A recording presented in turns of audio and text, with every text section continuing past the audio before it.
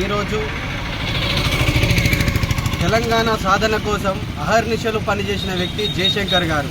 ఆ జయశంకర్ గారు నిరుద్యోగుల పక్షాన తెలంగాణ ఉద్యమంలో మొదటిగా నిరుద్యోగుల పోరాడిన వ్యక్తి జయశంకర్ సార్. ఆ జయశంకర్ సార్కి భూపాలపల్లిలో 100 పడకల ఆసుపత్రిలో జరుగుతున్న అవినీతిపై ఈరోజు జయశంకర్ గారికి ఆయన విగ్రహానికి మేము వినతి పత్రం ఇవ్వడం జరిగింది. ఇక్కడి కలెక్టర్ కానీ స్థానిక శాసనసభ్యులు కానీ ఇక్కడ 100 పడకల ఆసుపత్రిలో జరుగుతున్న అవినీతిపై గత సంవత్సర కాలం నుంచి నేను పోరాటం చేస్తూ ఉన్నా కూడా ఎటువంటి స్పందన లేదు. నేను గత సంవత్సరంలో ఇక్కడ ఉన్న 100 పడకల ఆసుపత్రి గత స్పీకర్గా ఉన్న మధుసూదనాచారి గారు నిర్మించబడిన 100 పడకల ఆసుపత్రిలో 2014 నుండి నేటి వరకు ఒక నోటిఫికేషన్ కూడా విడుదల చేయలేదు.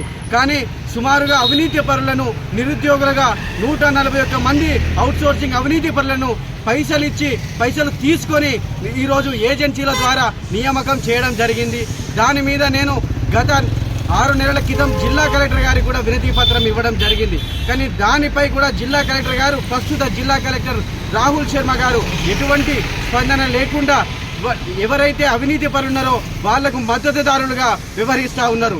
కాబట్టి నేను ఈ వేదిక ద్వారా ఈ మీడియాను ఒకటే కోరుకుంటా ఉన్నా, భూపాలపల్లిలో అనేక మంది నిరుద్యోగులు ఉన్నారు.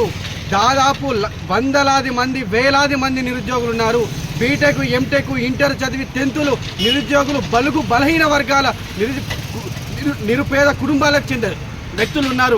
కాబట్టి ఇప్పటికైనా జిల్లా కలెక్టర్ గారు, స్థానిక శాసనసభ్యులు తక్షణమే స్పందించి ఏదైతే 141 మంది అవినీతి పరులు అక్రమంగా అవుట్సోర్సింగ్ ఉద్యోగస్తులుగా నియామకం కావడం జరిగిందో వారిని తక్షణమే ఆ విధుల నుంచి తొలగించాలి.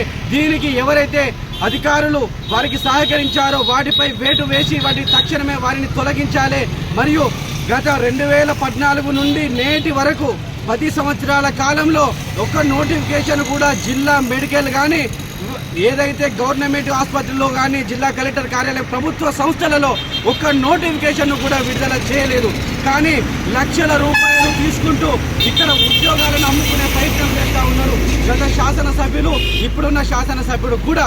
కానీ నిరుద్యోగుల పక్షాన నిరుద్యోగుల కోసం చేస్తా అన్న ఒక్క ఉద్యోగాన్ని కూడా ఇప్పటి వరకు ఇవ్వలేదు. కాబట్టి నేను ఈ జిల్లా కలెక్టర్ గారిని ఈ వేదిక ద్వారా, ఈ మీడియా ద్వారా ఈ శాసనసభ్యుని నేను డిమాండ్ చేస్తా ఉన్నా, ఈ 141 మంది నిరుద్యోగులను తక్షణమే తొలగించి కొత్త నోటిఫికేషన్లు ఈ ప్రభుత్వము విడుదల చేయాలి. జిల్లాలో విడుదల చేసి కొత్త నిరుపేద బడుగు బలహీన వర్గాలకు, ఎవరైతే నిరుపేద కుటుంబాలు ఉన్నాయో ఆ కుటుంబాలకు ఉద్యోగ అవకాశాలు కల్పించాలి.